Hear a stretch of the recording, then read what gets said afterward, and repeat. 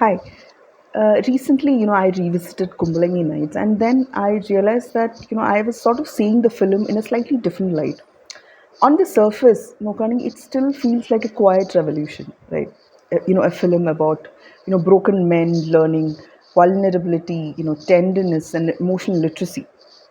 പക്ഷേ നമ്മളത് കുറച്ചും കൂടി ശ്രദ്ധിച്ച് നോക്കിക്കഴിഞ്ഞാൽ മനസ്സിലാവും there is something more familiar that begins to emerge. At its core, this is still a story where men begin to heal only after women enter their lives. The transformation is moving, yes, of course, but it is also rooted in a trope. In cinema, we have seen for decades, women as emotional anchors for men who refuse to grow up. ഇപ്പോൾ അതിൽ നോക്കുകയാണെങ്കിൽ baby played by Annabelle, she's outspoken, she takes initiative, she even quotes the man she loves, but she also spends like much of the film patiently orbiting a man child, right? Waiting for him to evolve. അപ്പോൾ so you strip away the charm, she isn't actually radically new, she's just slightly updated. അത് ബാക്കിയുള്ള സ്ത്രീകൾക്കും it applies, the rule applies. They push boundaries, but only within the limits that sort of feel safe, recognizable, acceptable. Even the mother's abandonment, often celebrated as a bold feminist gesture, but it feels more like a thought experiment, than lived reality.